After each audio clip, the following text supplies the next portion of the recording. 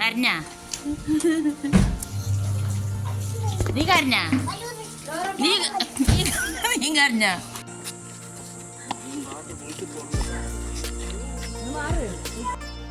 നമ്മുടെ പുതിയൊരു വീഡിയോയിലേക്ക് എല്ലാവർക്കും സ്വാഗതം.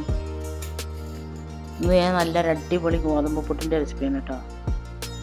ഒട്ടും കട്ട പിടിക്കാതെ നല്ല സോഫ്റ്റ് ആയിട്ട് ഒരു ദിവസം ഫുള്ളായിട്ട് ഇരുന്നാലും ഒരു കട്ടിയും പിടിക്കില്ല, ഒരു ബലവും വയ്ക്കില്ല, അത്ര നല്ല സോഫ്റ്റാണ് കേട്ടോ. അപ്പോൾ അതെങ്ങനെ ഉണ്ടാക്കണമെന്നൊന്ന് കണ്ടു നോക്കിയാലോ. ഈ വീഡിയോയിൽ ഞാൻ കുറച്ച് ഞങ്ങൾ ടൂർ പോയപ്പോൾ അതിൻ്റെ കുറച്ച് വീഡിയോ ഉണ്ട് കേട്ടോ. അത് ഞാനിതിൽ ഉൾപ്പെടുത്തിയിട്ടുണ്ട്. വീഡിയോ എല്ലാവരും ഒന്ന് സ്കിപ്പ് ചെയ്യാതെ കണ്ട് സപ്പോർട്ട് ചെയ്യട്ടോ. അതിന് ഞാൻ 3 കപ്പ് പൊടി എടുത്തിട്ടുണ്ട്. നിങ്ങൾ ഏത് കപ്പിനാണ് എടുക്കുന്നത് വെച്ചാൽ അതേ കപ്പിന് വെള്ളം എടുക്കുക കേട്ടോ. ഞാനിത് ഈ ചായ ഗ്ലാസ്സിനാണ് എടുത്തിരിക്കുന്നത്. 3 കപ്പ് പൊടി എടുത്ത് അതിൽ ഞാൻ അല്പം ഉപ്പ് ഇട്ട് നല്ലപോലെ മിക്സാക്കിയതിന് ശേഷം പിന്നെ ഞാൻ കുറേശ്ശെ വെള്ളം ഒഴിച്ചിട്ടാണ് ഇത് നനച്ചെടുക്കുന്നത് കേട്ടോ. ഇത് വെള്ളം എത്ര എടുത്തു എന്നുള്ളത് ഞാൻ ലാസ്റ്റ് പറയാം. എപ്പോഴും പൊടി നനയ്ക്കുമ്പോൾ, ഗോതമ്പ് പൊടി നനയ്ക്കുമ്പോൾ നമ്മളിങ്ങനെ പതുക്കെ നനച്ച് അതിൻ്റെ കയ്യിൻ്റെ ഉള്ളിലിട്ടിട്ട് പതുക്കെ തിരുമ്പി നനയ്ക്കണം കേട്ടോ. അറിയാത്തവർക്ക് വേണ്ടിയിട്ടാണ്.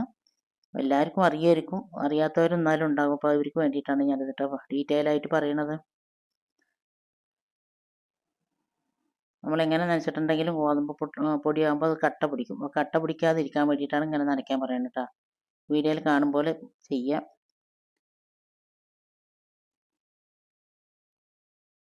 പിന്നെ ആദ്യമായിട്ട് നമ്മുടെ വീഡിയോ കാണുന്ന പുതിയ കൂട്ടുകാർ, സബ്സ്ക്രൈബ് ചെയ്യാതെ കാണുന്ന പുതിയ കൂട്ടുകാരുണ്ടെങ്കിൽ ഒന്ന് സബ്സ്ക്രൈബ് ചെയ്ത് സപ്പോർട്ട് ചെയ്യാം കേട്ടോ. അപ്പോൾ അത് ഞാൻ എന്താ ഫുള്ളായിട്ട് നനച്ചെടുത്തിട്ടുണ്ട് കേട്ടോ. ഒരു പൊട്ട് പോലും കട്ട പിടിക്കുക ഒന്നും ചെയ്തിട്ടില്ല. നല്ല സ്മൂത്തായിട്ട് ഞാൻ നനച്ചെടുത്തിട്ടുണ്ട് കേട്ടോ. സോഫ്റ്റ് പൊടിയാണിപ്പോൾ. ഇനി ഇതൊരു ഞാൻ 10 മിനിറ്റാണ് മാറ്റി കൊണ്ടെടുത്തത്. അപ്പോൾ ഇതിന് ഒരു ഗ്ലാസും പിന്നെ ഒരു സ്പൂണും കൂടി വെള്ളം ഞാൻ എടുത്തിട്ടുണ്ട് കേട്ടോ. ഇത് ഞാൻ ഗോതമ്പ് വാങ്ങി നല്ലപോലെ കഴുകി ഉണക്കി പൊടിപ്പിച്ചതാണ് കേട്ടോ. അപ്പോൾ അതുകൊണ്ട് ഓരോ പൊടിക്കും ഓരോ വെള്ളത്തിൻ്റെ അളവായിരിക്കും.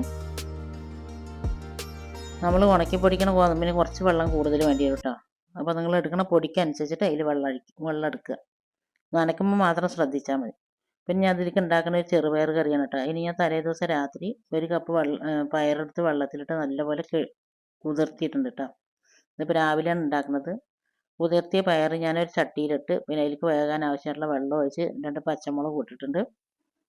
എന്നിട്ട് പിന്നെ അത് നല്ലപോലെ മൂടി വെച്ചതിന് ശേഷം നല്ലപോലെ തിളച്ചിട്ടുണ്ട്. തിളച്ചതിന് ശേഷം ഞാൻ അതിലേക്ക് 3-4 വലിയ ഉള്ളി വെളുത്തുള്ളി ഇടുന്നുണ്ട് കേട്ടോ. പിന്നെ അതിലേക്ക് ഒരു വലിയ ഉള്ളി ഇടുന്നുണ്ട്. നമ്മളിത് കുതിർത്തിയത് കാരണം കൊണ്ട് പെട്ടെന്ന് പയർ വേവും കേട്ടോ. പുട്ടും പയർ കറിയാണ്. അത് ഞാനൊരു പ്രത്യേക രീതിയിലാണ് ഈ പയർ കറി ഉണ്ടാക്കുന്നത് കേട്ടോ.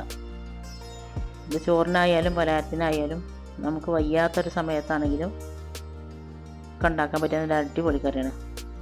അപ്പോൾ ഇത് ചെറുപയർ നല്ലപോലെ തിളച്ചതിന് ശേഷം 10 മിനിറ്റ് അങ്ങനെ ലോ ഫ്ലെയിമിൽ മൂടി വെച്ചിട്ടുണ്ടെങ്കിൽ നല്ലപോലെ വേവും കേട്ടോ. കുതിർത്തിയ കാരണം കൊണ്ട്, കുതിർത്താത്ത ചെറുപയറാണെങ്കിൽ നമ്മൾ കുക്കറിലിട്ട് തന്നെ വേവിക്കണം. പിന്നെ ഞാൻ അതേ ചട്ടിയിൽ നിന്ന് ചെറുപയർ ഒഴിച്ചിട്ട് പിന്നെ ചട്ടിയിലേക്ക് കുറച്ച് വെളിച്ചെണ്ണ ഒഴിച്ച് കടുകിട്ട് 2 വലിയ വെളുത്തുള്ളി മുറിച്ചിട്ടതിന് ശേഷം ഒരു തക്കാളി ഇട്ടത് നല്ലപോലെ പൊടിയായി അരിഞ്ഞിട്ട് ഞാൻ അതിലിട്ട് അത് നല്ലപോലെ സോഫ്റ്റ് ആയിട്ടുണ്ട്. അതിന് ശേഷം കുറച്ച് മഞ്ഞൾപ്പൊടി ഇട്ടിട്ടുണ്ട്. പിന്നെ ഒരു നുള്ളു മുളക് പൊടി ഇടുന്നുണ്ട് കേട്ടോ. നിങ്ങൾക്ക് എൻ്റെ വീഡിയോ ഇഷ്ടമാണെന്നുണ്ടെങ്കിൽ ഒന്ന് ലൈക്ക് ചെയ്യാനും ഫ്രണ്ട്സ് ആൻഡ് ഫാമിലി ഗ്രൂപ്പിലേക്ക് ഒന്ന് ഷെയർ ചെയ്തിട്ട് കൂടി നമ്മളൊന്ന് സപ്പോർട്ട് ചെയ്യാം കേട്ടോ.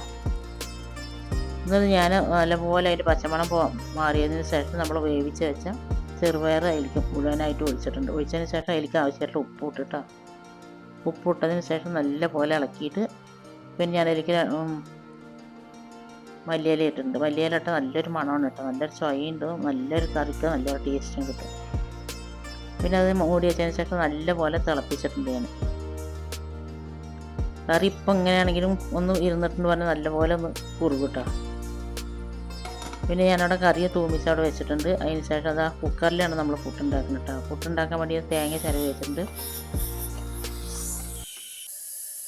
പുട്ടുണ്ടാക്കണ കുറ്റി നല്ലപോലെ ഒന്ന് ചൂടാക്കുക കേട്ടോ.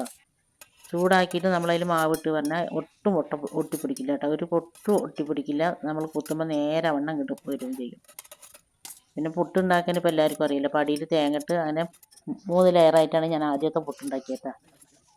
ഇതിൽ ഞങ്ങൾ ടൂർ പോയതിൻ്റെ കുറച്ച് വീഡിയോ ഞാനിതിൽ ഉൾപ്പെടുത്തിയിട്ടുണ്ട്. വീഡിയോ ഒന്ന് എല്ലാവരും കണ്ടു നോക്കിയിട്ടാ. ഇത് നമ്മൾ ഈ പുട്ട് വൈകുന്നേരം വരെ നാളെ വരെ വെച്ചാലും ഒരു പൊട്ട് പോലും ബലം വയ്ക്കില്ല കേട്ടോ. നല്ല സോഫ്റ്റ് തന്നെ ആയിരിക്കും. പിന്നെ പുട്ടിന് ആവി വന്നതിന് ശേഷം 2 മിനിറ്റ് അങ്ങനെ തന്നെ നിന്നിട്ട് ഇരിക്കട്ടെ കേട്ടോ. ആവി വരാൻ വേണ്ടിയിട്ട് നല്ലപോലെ ആവി വരണം.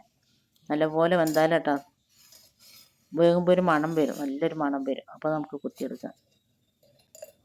ഇതേപോലെ ഞാൻ ചുട്ടെടുക്കട്ടെ കേട്ടോ.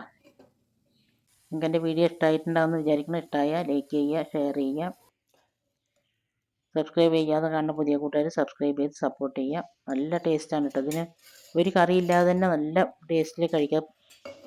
പിന്നെ ഗോതമ്പ് പുട്ടൊക്കെ ഉണ്ടാക്കുമ്പോൾ നമ്മൾ നല്ല തേങ്ങ ഇടണം കേട്ടോ. ഇതുപോലെ ചെയ്യാത്തവരാണെങ്കിൽ ചെയ്ത് നോക്കി. എല്ലാവർക്കും അറിയായിരിക്കും, എന്നാലും അറിയാത്തവരുണ്ടാവുമല്ലോ. അവർക്ക് വേണ്ടിയിട്ടാണ് ഡീറ്റെയിൽഡായിട്ട് ഞാൻ പറഞ്ഞത് കേട്ടോ. ഒരു പൊട്ട് പോലെ കട്ട പിടിക്കുകയോ ഒന്നുമില്ല. ചൂടോട് കൂടിയാണെങ്കിൽ പിടിച്ച് കഴിക്കാൻ നല്ല ടേസ്റ്റാണ്. പിന്നെ ഞങ്ങൾ പറമ്പിക്കുളത്ത് പോയതിൻ്റെ ഒരു ചെറിയ കുഞ്ഞ് വീഡിയോ ഉണ്ട് കേട്ടോ. ഇതിൽ കാടിൻ്റെ ഉള്ളിൽ കൂടെ പോണത് ഒരുപാട് വന്യമൃഗങ്ങളെയൊക്കെ കണ്ടിട്ടുണ്ടായിരുന്നു. ഇങ്ങനെയല്ല കേട്ടോ, ഇതിപ്പോൾ ഒറ്റപ്പെട്ട അവിടെ ഇവിടെയൊക്കെ ഉള്ളൂ. ഇതിൻ്റെ ഒരു ഫുൾ വീഡിയോ ഞാൻ അപ്ലോഡ് ചെയ്യാം കേട്ടോ. കുറേശ്ശെയൊക്കെ ഞാൻ ഓരോന്ന് ഭാഗം ഇടുകയാണ്.